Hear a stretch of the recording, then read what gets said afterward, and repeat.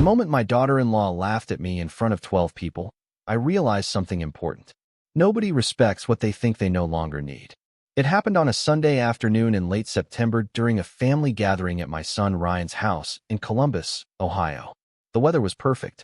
The grill was smoking in the backyard. Children were running across the lawn. Neighbors chatted over paper plates filled with burgers and potato salad. From the outside, it looked like the kind of family day people post online with captions about gratitude and togetherness. The truth was very different. I was carrying a tray of lemonade glasses when Vanessa looked at me and sighed dramatically. "Careful, Evelyn," she said. "We do not want you dropping those. At your age, that might be too much responsibility." A few people laughed politely, not because it was funny, because they did not know what else to do. I kept walking and set the tray down on the patio table. "I think I can manage lemonade," I said with a smile. Vanessa laughed again. "You are adorable." Adorable. I was 73 years old. I had raised a son by myself for nearly a decade after my husband passed away. I had survived layoffs, recessions, health scares, and more sleepless nights than I could count. Yet somehow I had become adorable. Ryan stood less than 6 feet away. He heard every word. He said nothing. That hurt more than Vanessa ever could. When Ryan was young, I worked 2 jobs to keep food on the table. I missed vacations so he could attend summer camps. I sold jewelry my husband had given me so Ryan could finish college without crushing debt. I never regretted any of it. That is what mothers do. We give. We sacrifice. We hope our children become good people. But standing there on that patio, I began wondering when my son had become so comfortable watching me be diminished. Later that afternoon, everyone gathered around a large outdoor table for dessert.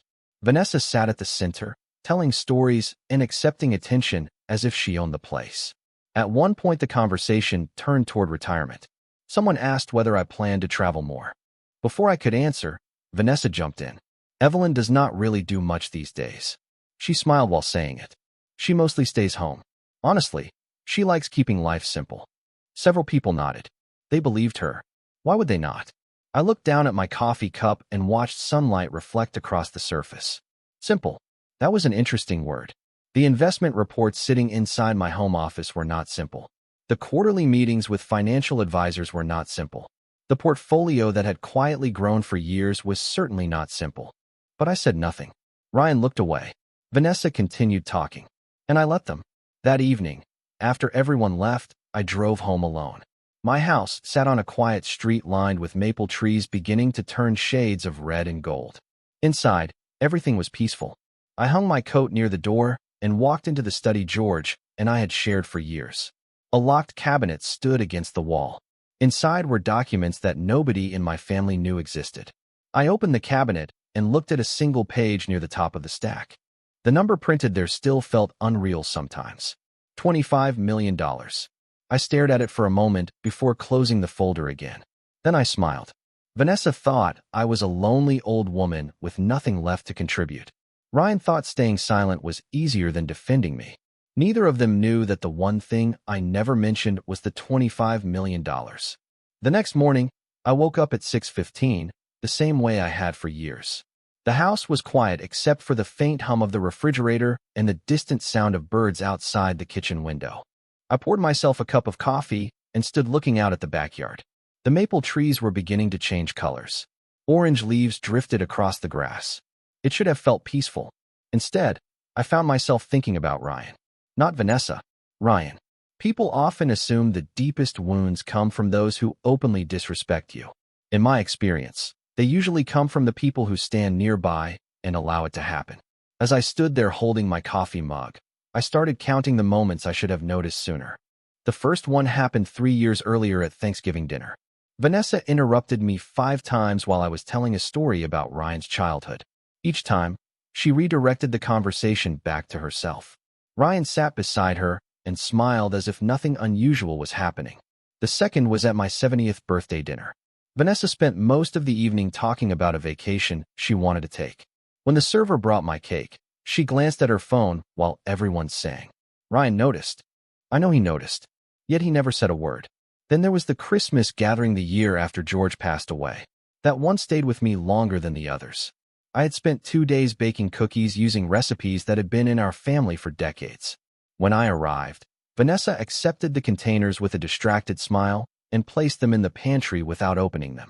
Later that night, I found several trays untouched while expensive store-bought desserts sat on display in the center of the table. Ryan saw that too. Again, silence. I carried my coffee into the living room and sat in George's old chair. Across the room, a photograph rested on the bookshelf. It showed Ryan at age 12 holding a fishing rod nearly as tall as he was. George stood beside him smiling proudly. Back then, Ryan had been thoughtful, kind, the type of boy who carried groceries for elderly neighbors without being asked. Somewhere along the way, that version of my son became harder to find. I did not believe he had become a bad man. The truth was almost sadder than that. He had become comfortable avoiding conflict, comfortable choosing convenience over courage, comfortable allowing someone else to decide what was acceptable. Around noon, my phone rang. Ryan's name appeared on the screen. For a moment, I considered letting it go to voicemail. Instead, I answered, "Hi, Mom." His voice sounded unusually cheerful. "How are you today?" I smiled despite myself. "I am 73, Ryan. Something always hurts and something always works. Overall, I am doing fine." He laughed. For a brief second, he sounded like the son I remembered. We talked about the weather, football, traffic, nothing important. Then there was a pause.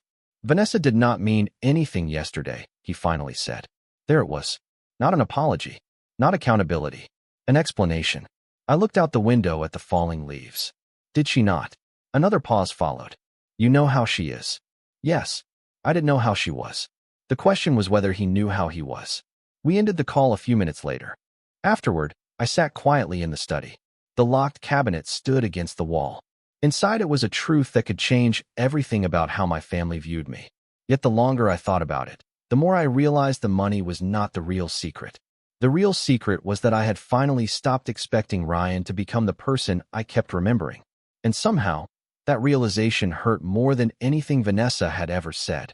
2 days later, I finally opened the drawer at the bottom of George's old desk. It was something I rarely did, not because I was hiding from the past, but because some memories carry enough weight without being revisited every week. The drawer slid open with a soft creak. Inside sat a dark wooden box no larger than a shoebox. George bought it during a trip to Vermont almost 20 years earlier. I still remembered him carrying it into the house with the excitement of a man who had found buried treasure. Back then, I thought it was just another one of his collections. I was wrong. I carried the box to the dining room table and rested my hand on the lid. Outside, a steady rain tapped against the windows. The house felt unusually quiet, almost as if it were waiting with me. When George passed away 7 years earlier, I discovered a letter inside that box. I had read it dozens of times since then. Every single time, I noticed something new. Carefully, I unfolded the pages and began reading again. "Evelyn, if you are reading this, then I am probably gone, and you are probably trying to make sense of things by yourself." The words immediately brought his voice back to me. George always sounded calm, even when life was difficult, even when the future looked uncertain. That was one of the reasons people trusted him. He saw farther ahead than most. The letter continued. "There are things I never fully explained because I knew there would come a day when explanations would matter more than instructions." I remember smiling the first time I read that line. It sounded exactly like him. Practical, thoughtful, patient. Beneath the letter sat several folders containing documents that only George and I had ever seen. Investment statements, property records, trust agreements. Decades earlier, George had started purchasing shares in small companies that nobody paid much attention to. He was not a gambler. He was a student. He spent evenings reading annual reports while other people watched television.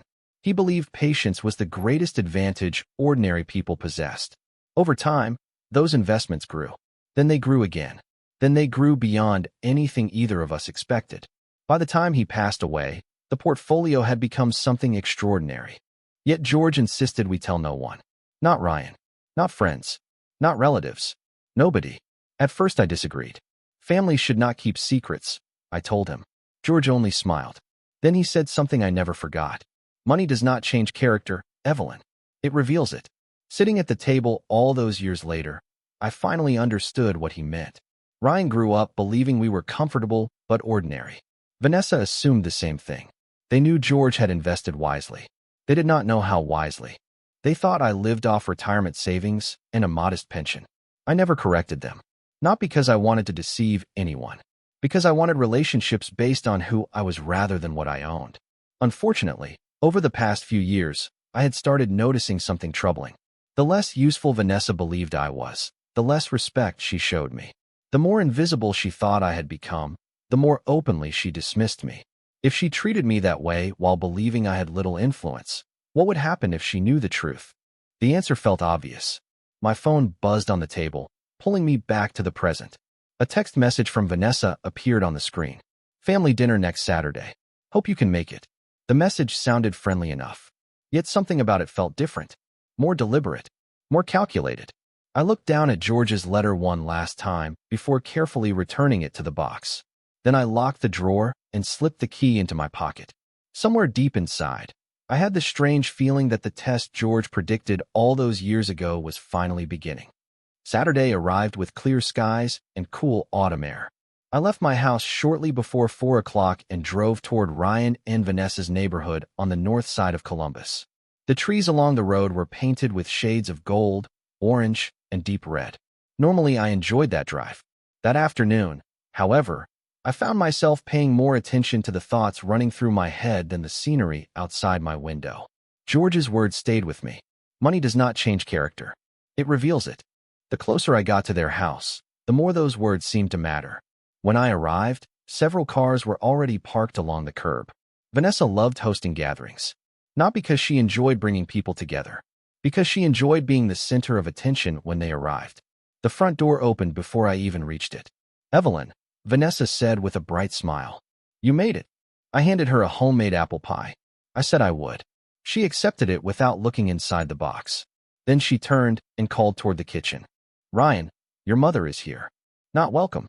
Not come in. Just an announcement." Ryan appeared a moment later carrying a tray of drinks. "Hey, Mom." He kissed my cheek. His smile looked genuine, but there was something distracted about him. Something preoccupied. Inside, the house buzzed with conversation. Friends, neighbors, and a few relatives moved between the living room and kitchen. Music played softly through ceiling speakers. Everything looked normal. Yet almost immediately, I noticed Vanessa watching people the way a chess player studies a board. She was measuring reactions, guiding conversations, positioning herself. During dinner, she sat at the head of the table. Ryan sat beside her.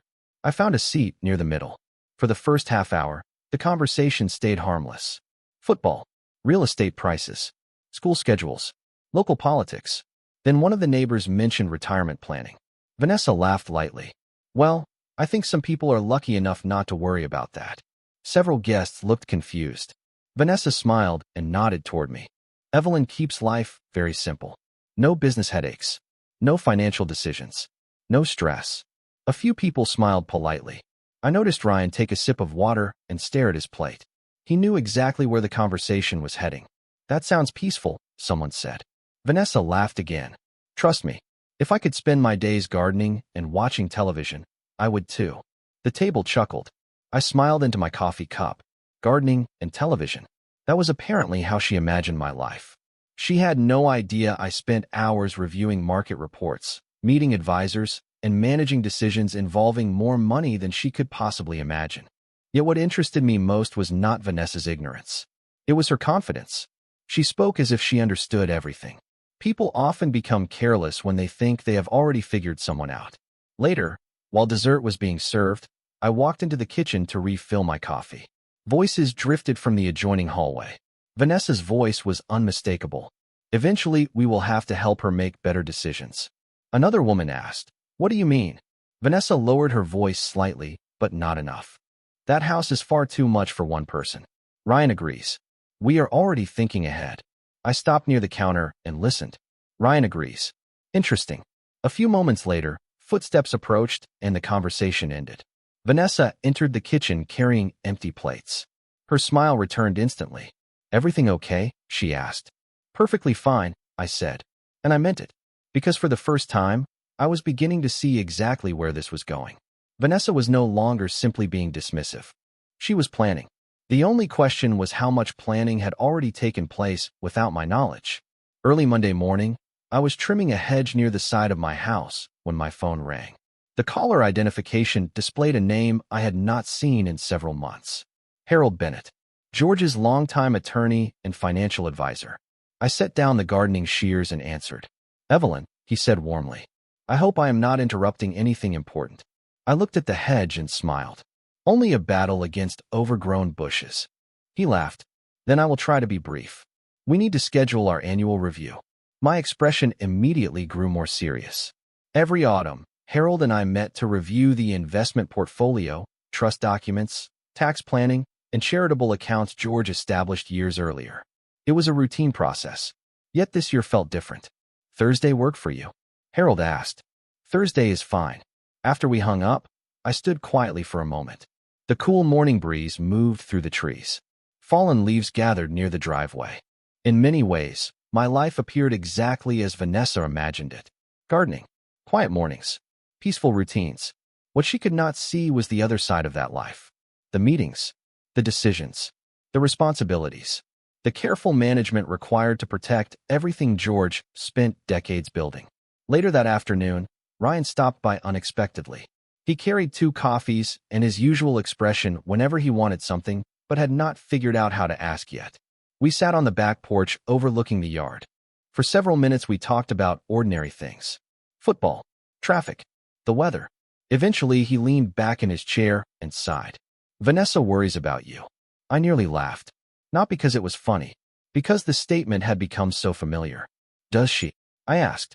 She thinks living alone might become difficult. There it was again. The concern, always wrapped neatly around a suggestion. Ryan stared across the yard. You know she means well. I watched a squirrel race across the fence line. Ryan, have you ever noticed that people rarely discuss taking independence away from someone they consider capable? He frowned. That is not what this is. Then what is it? He had no answer. Instead, he looked down at his coffee cup. That silence told me more than words could. Before leaving, he mentioned that Vanessa was organizing another family gathering the following weekend. Apparently, she wanted to discuss future planning. Future planning. Another interesting phrase. I noticed how often those words appeared lately. That Thursday, I drove downtown to Harold's office. His firm occupied the top floor of a glass building overlooking the city skyline. We spent nearly 2 hours reviewing reports. The portfolio continued performing well. Several investments had exceeded expectations. One charitable foundation George established years earlier had expanded significantly. Everything remained stable, secure, protected. When we finished, Harold closed the final folder and adjusted his glasses. There is one additional matter. I looked up. What kind of matter? Several trust provisions require review if family circumstances change. Immediately, I thought of Vanessa. Harold studied my expression carefully. Has anything changed? I considered the question. Then I thought about the dinner conversations, the assumptions, the planning that seemed to be happening around me rather than with me. Possibly, I said. Harold nodded slowly. George anticipated that possibility. That did not surprise me. Very little about George surprised me anymore. Harold reached into a drawer and handed me a sealed envelope. He instructed me to give you this only if you ever felt people were becoming more interested in your assets than your well-being. I stared at the envelope for several seconds. George had been gone 7 years. Yet somehow he still seemed capable of entering a conversation at exactly the right moment. When I arrived home that evening, the envelope sat unopened beside me on the passenger seat. Across town, Vanessa was likely making plans for another family meeting. Ryan was probably convincing himself everything would work out fine. Neither of them knew that George had already prepared for situations they had not even created yet. And for the first time, I began wondering whether the test was no longer approaching. Perhaps it had already begun. I did not open George's envelope that night. Instead, I placed it on the desk in my study and sat quietly beside the window. Outside, darkness settled over the neighborhood. Porch lights flickered on one by one. Somewhere down the street, a dog barked. Everything looked ordinary. Yet the sealed envelope resting a few feet away seemed to pull at my attention every time I looked in its direction. George had always been patient. If he left instructions, there was a reason. The next morning, after breakfast, I finally opened it. Inside was a single letter and several pages of legal documentation. I unfolded the letter first. Evelyn, if Harold has given you this envelope, then something is happening that concerns me even though I am no longer there to see it. Those opening words immediately made me smile. It sounded exactly like George. He continued, "If people begin treating you as an obstacle instead of a person, do not argue with them. Do not defend yourself. Let them continue. Character reveals itself when it believes nobody is watching." I read that sentence twice, then a third time. Beneath the letter were copies of trust provisions I had not reviewed in years. Certain protections had been written into the structure of the estate. Any attempt to influence housing decisions, asset transfers, or changes to ownership authority would automatically trigger additional oversight from the trustees. George had not merely planned for financial security. He had planned for human nature. That realization stayed with me all day. On Friday afternoon, Vanessa called unexpectedly. Her voice sounded unusually cheerful. "Evelyn, I just wanted to remind you about tomorrow." "Tomorrow?" I asked. "The family meeting."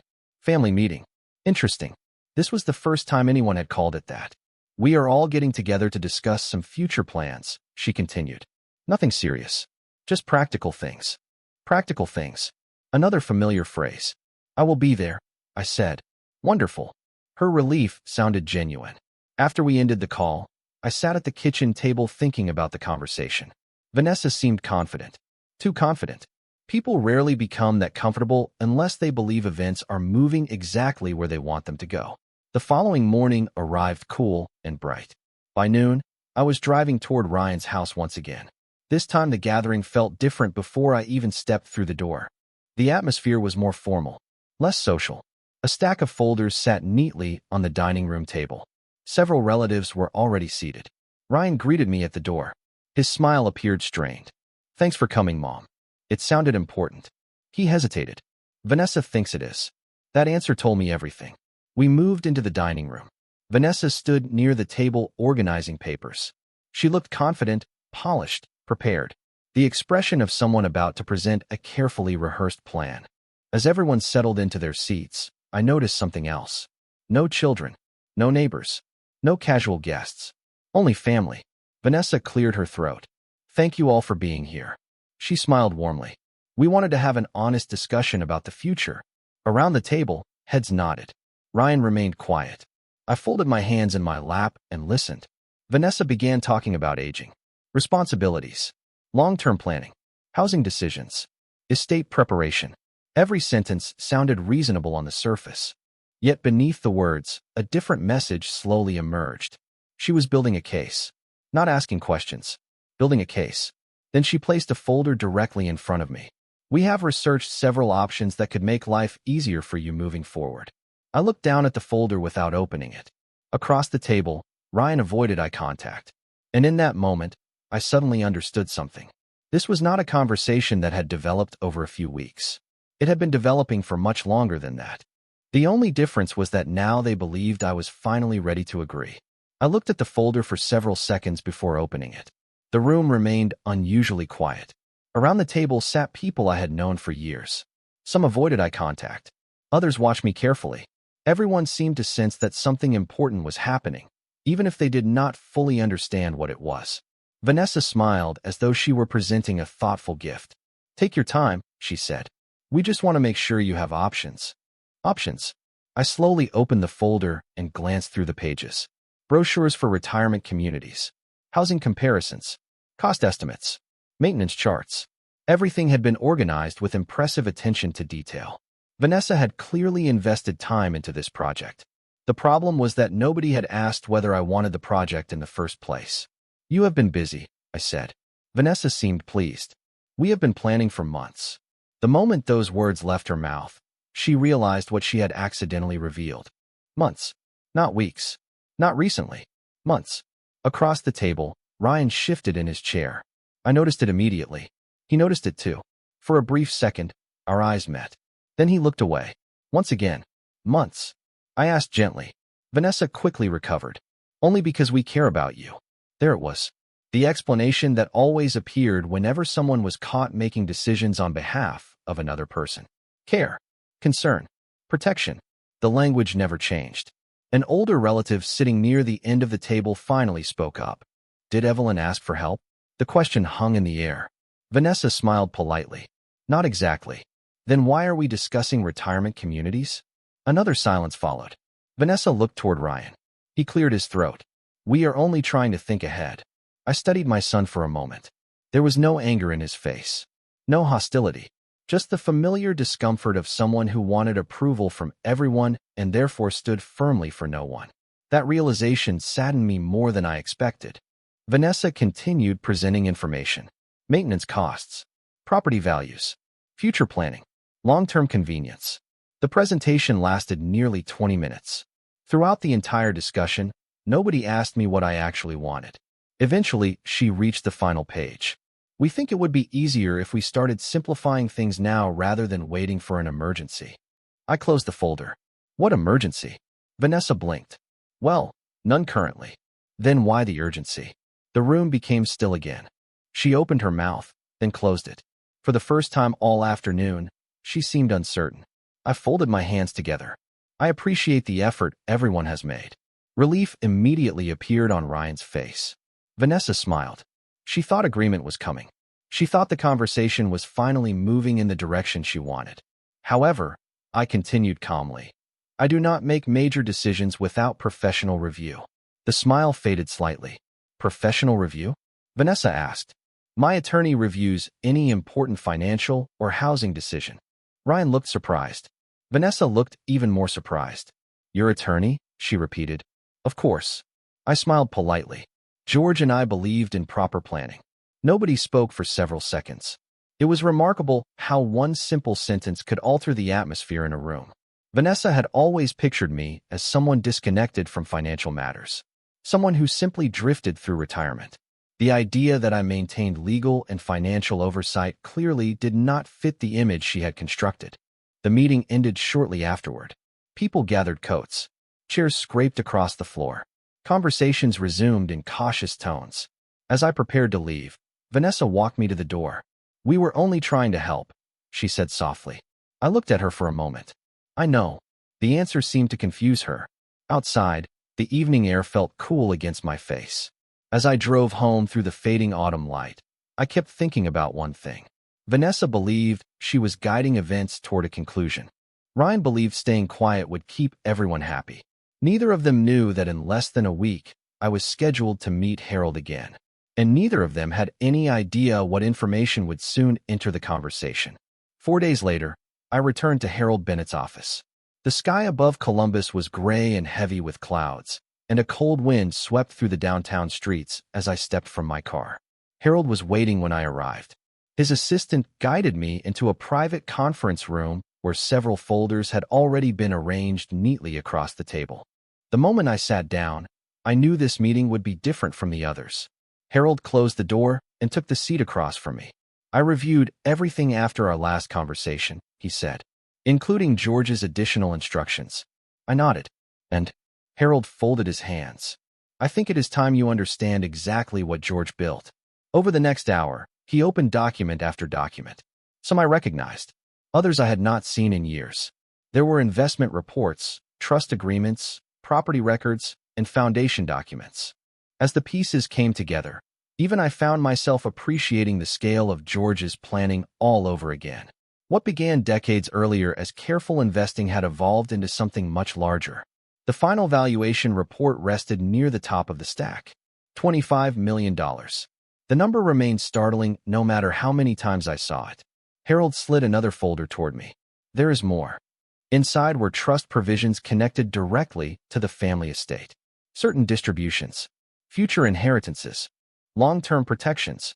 George had created a structure designed to support future generations while ensuring that decisions remained tied to character and responsibility rather than expectation. Ryan never knew any of this. Harold asked. No. He nodded slowly. Then I suspect what happens next will reveal quite a bit. Before leaving, I made a decision. I want a meeting. Harold looked up. With Ryan and Vanessa? Yes. By Saturday afternoon, everyone was seated around the same conference table where Harold and I had met countless times before. Ryan appeared confused. Vanessa looked cautiously optimistic. She probably assumed this meeting involved the discussions she had been trying to push forward for months. Harold entered carrying several folders. The room became quiet. Thank you for coming, he said. There are a few matters regarding the Parker family estate that need clarification. Vanessa immediately sat a little straighter. Ryan glanced toward me. Neither of them knew what was coming. Harold began with basic information: trust structure, property ownership, asset management. For several minutes, both listened politely. Then he opened the final folder. There is one additional matter regarding total estate valuation. The room grew still. Harold adjusted his glasses and looked directly at Ryan. The current combined value of the protected assets under Evelyn's control is approximately $25 million. Nobody spoke. Ryan blinked. Vanessa stared at him. Then she stared at Harold. Then back at me. The silence lasted several seconds. 25 million? Ryan finally asked. Harold nodded. Approximately. Vanessa looked as though she had forgotten how to breathe.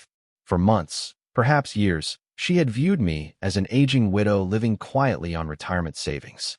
The reality unfolding before her clearly did not fit the story she had constructed. Harold continued. More importantly, all authority regarding these assets remains solely with Evelyn. Ryan slowly turned toward me. Mom, you never told us. His voice sounded less shocked than hurt. I held his gaze. You never asked. Another silence settled over the room. Not an angry silence. An honest one. Vanessa opened her mouth several times before finding words. I had no idea. I know, I replied calmly. The truth was that the money itself was no longer the most important thing in the room. What mattered was what it had exposed. Every assumption, every conversation, every act of dismissal, every moment of silence. George had been right all along. The portfolio had not revealed who I was. It had revealed who everyone else had chosen to become. The meeting ended far more quietly than it began. Nobody rushed for the door. Nobody argued. Nobody even seemed eager to speak. Ryan remained seated for several moments, staring at the documents spread across the conference table. Vanessa sat beside him, unusually still. For perhaps the first time since I had known her, she seemed to have run out of explanations. Harold gathered the folders carefully and excused himself, leaving the three of us alone. The silence that followed felt different from the silence I had experienced for years. This one was honest. Ryan finally looked up. Mom, I do not know what to say. I studied his face. For the first time in a very long while, I saw something I had been missing. Not guilt, not embarrassment, understanding. Then do not say anything yet, I replied gently. Think about it first. He nodded slowly. Vanessa looked down at her hands. The confidence that had carried her through so many conversations was gone. I owe you an apology, she said quietly. I could tell those words were difficult for her. That made them more meaningful. For what? I asked. She looked surprised by the question. For making assumptions. I smiled faintly. That is part of it. Her eyes met mine. For the first time, there was no competition in them. No calculation. No attempt to manage the situation. Only honesty. I thought I understood who you were, she admitted. I was wrong. The strange thing was that hearing those words brought me no satisfaction. Months earlier, I might have wanted a dramatic moment. Some perfect victory. But sitting there, I realized I had never wanted revenge. What I wanted was recognition. Not for the money. For the person. We left the office shortly afterward. Outside, the cold November air carried the scent of approaching winter. Ryan walked beside me toward my car. Halfway there, he stopped. Mom.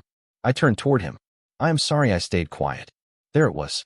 The sentence I had needed far more than any discussion about money. For a moment, neither of us spoke. Then I nodded. I know. He swallowed hard and looked away. I kept telling myself it was easier not to get involved. Usually it is, I said. At least in the beginning. He understood what I meant. Silence always feels easier until the bill comes due. That evening, I drove home beneath a sky filled with pale gray clouds. The house greeted me exactly as it always had. Quiet. Familiar. Steady. I made a cup of tea and carried it into the study. George's photograph sat on the bookshelf beside the window. I found myself smiling at it. You were right again, I said softly.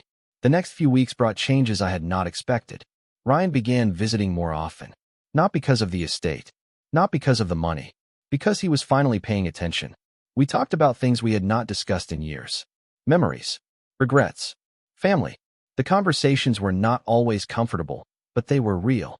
Vanessa changed too. She became quieter. More thoughtful. The small dismissive comments disappeared. The assumptions disappeared with them. One afternoon she stopped by with coffee and sat at my kitchen table for nearly 2 hours.